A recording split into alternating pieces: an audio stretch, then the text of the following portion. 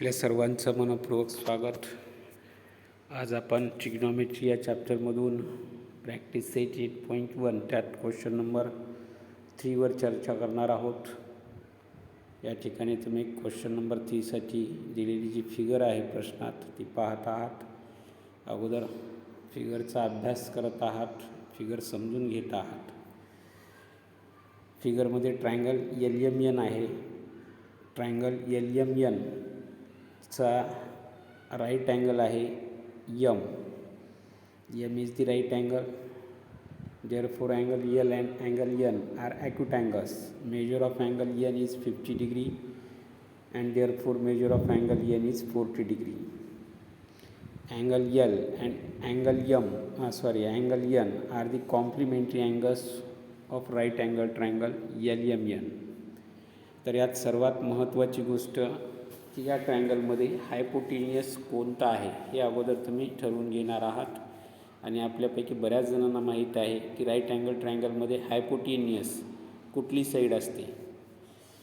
तर तुमच्यापैकी बऱ्याच जणांचं उत्तर असेल side opposite to right angle. Side opposite to right angle. यात राईट अँगल M आहे आणि Mच्या अपोजिट जी साईड आहे ती साईड म्हणजेच हायपोटेनियस असते. आणि म्हणून या ठिकाणी साईड LN ही हायपोटेनियस होत आहे. Side LN is the hypotenuse of right angle triangle LMN असं तुम्ही म्हणू शकता. तर आतापर्यंत तुम्ही या ट्रायंगलमध्ये हायपोटेनियस कोणता आहे हे समजून घेतलेलं आहे. साईड LN ही हायपोटेनियस आहे. तर हायपोटेनियस आयडेंटिफाय करता येणं किंवा ठरवता येणं ही यातली सर्वात महत्त्वाची गोष्ट आहे. कारण रेशो ठरवताना हायपोटेनियस तुम्हाला आयडेंटिफाय करता आला पाहिजे किंवा सांगता आला पाहिजे. ठीक आहे, आता आपण वेळ वाया न घालवता 50 डिग्रीशी रिलेटेड असलेले 6 ट्रिग्नॉमेट्रिक रेशो ठरवणार आहोत. तर सुरुवातीला तुम्ही ठरवत आहात साईन 50 डिग्रीची व्हॅल्यू. Sine of 50 degree. चला, प्रत्येकानं स्वतः प्रयत्न करा ठरवण्यासाठी. Sine of 50 degree. Sine of 50 डिग्रीची व्हॅल्यू ठरवण्यासाठी तुम्ही अगोदर साईनचा फॉर्म्युला आठवायला. ट्रिग्नॉमेट्रिक रेशिओ साईनसाठी असलेला फॉर्म्युला तुम्ही आठवत आहात. तुमच्यापैकी बऱ्याच जणांनी तो फॉर्म्युला आपल्या वहीवर लिहिलेला असेल. फॉर्म्युला लिहिलेला असेल. Opposite side upon hypotenuse.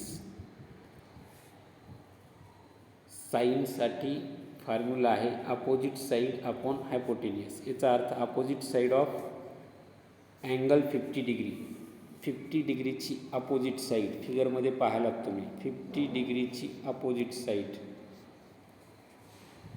Acute angle 50 डिग्रीची अपोजिट साईड येत आहे MN and therefore numerator is MN. Numerator MN आहे upon hypotenuse. Hypotenuse is side opposite to right angle and therefore LN is the hypotenuse. LN hypotenuse आहे. and therefore sin 50 degree is equal to MN upon LN. sin 50 degree is equal to MN upon LN. sin 50 डिग्रीची value तुमच्याकडे आहे MN upon LN. MN upon LN. तर आता sine 50 degree जर तुमच्याकडे असेल तर तुम्ही सहज साईन 50 डिग्री तुमच्याकडे असेल MN अपॉन LN. तर साईनचा इन्व्हर्स रेशो तुम्ही लगेच ठरवू शकता. साईनचा इन्व्हर्स असलेला रेशो. साईनचा इन्व्हर्स कोणचा आहे? साईनचा इन्व्हर्स आठवायलात. साईनचा इन्व्हर्स रेशो आहे कोसेक. साईनचा इन्व्हर्स आहे कोसेक आणि म्हणून आता कोसेक 50 डिग्रीची व्हॅल्यू तुम्ही सहज सांगू शकता. कोसेक 50 डिग्री, कोसेक 50 डिग्रीची व्हॅल्यू तुम्ही सांगत आहात. काय सांगाल? Cosec 50 degree.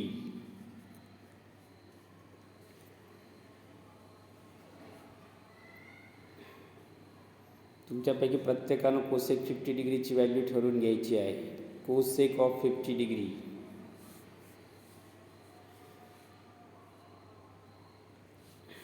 तुमच्याकडं साईन 50 डिग्रीची value, sine of 50 degree opposite side MN upon hypotenuse LN.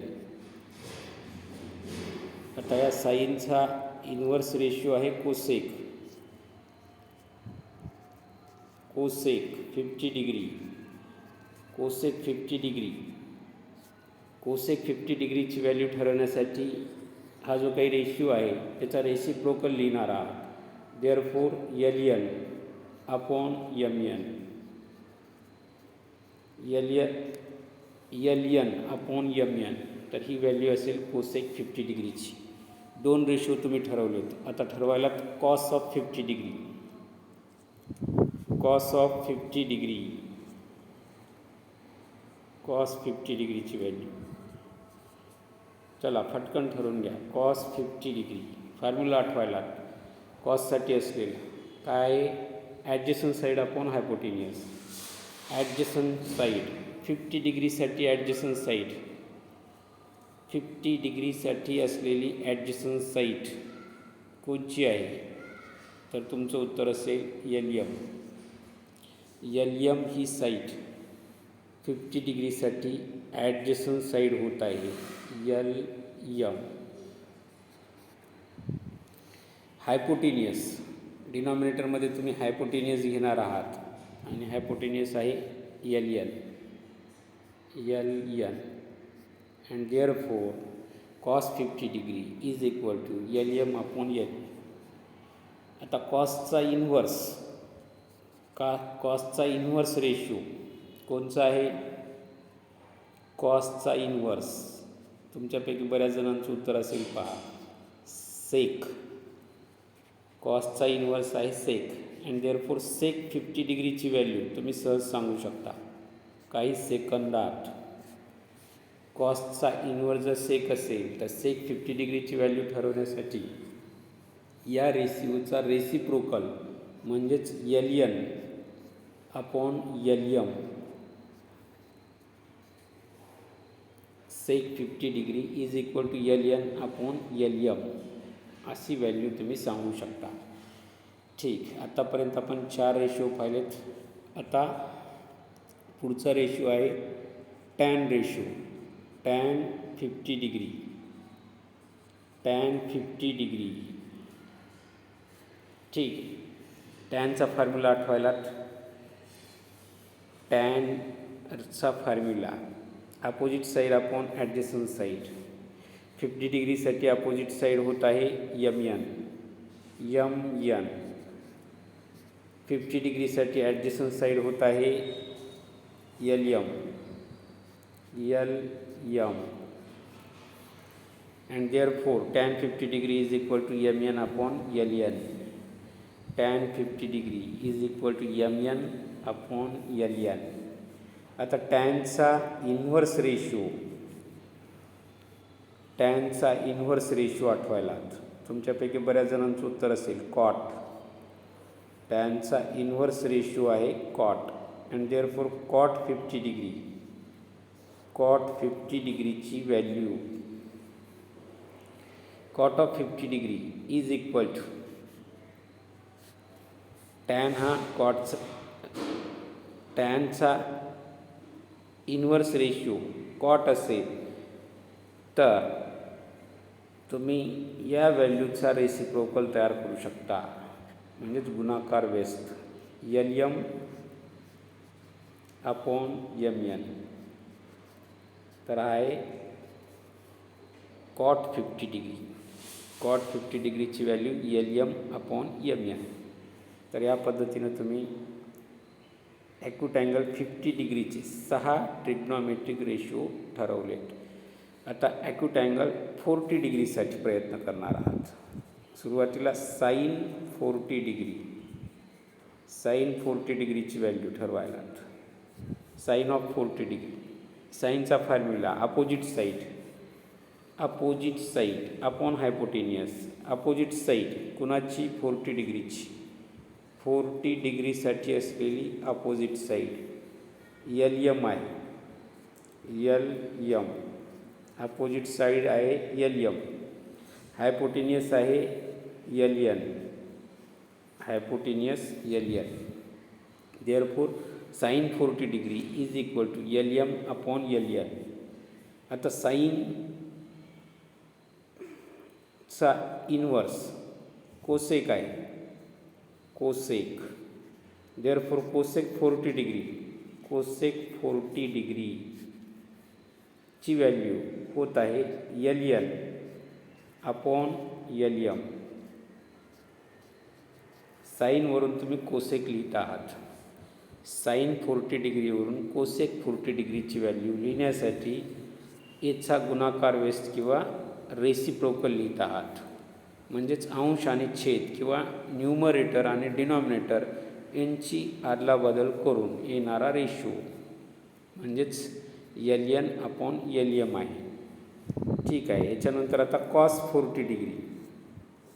Of 40 डिग्रीची व्हॅल्यू. सुरुवातीला कॉससाठी असलेला फॉर्म्युला आठवायलात.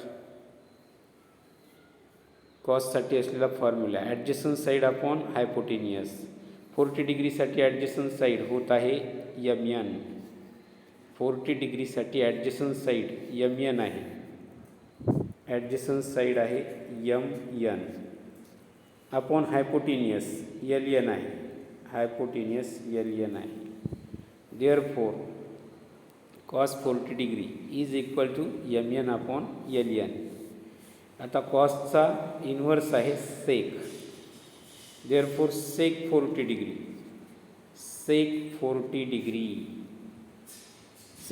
डिग्रीची व्हॅल्यू ठरवण्यासाठी या रेशिओचा रेसिप्रोकल लिहायला. म्हणजेच LN upon MN.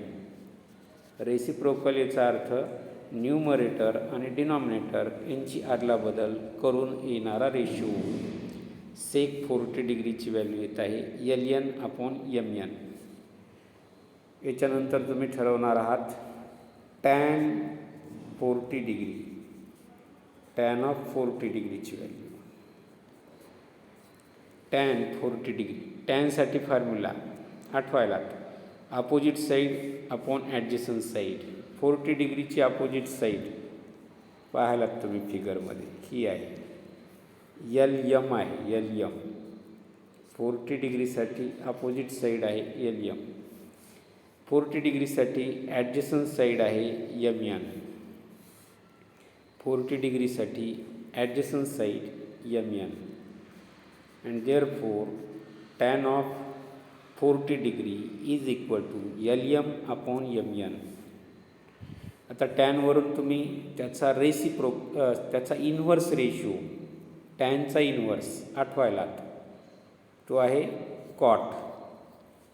टॅनचा inverse ratio आहे cot. Therefore cot 40 degree. Cot of 40 डिग्रीची व्हॅल्यू होत आहे MN अपॉन LN. कॉट 40 डिग्रीची value MN upon MN upon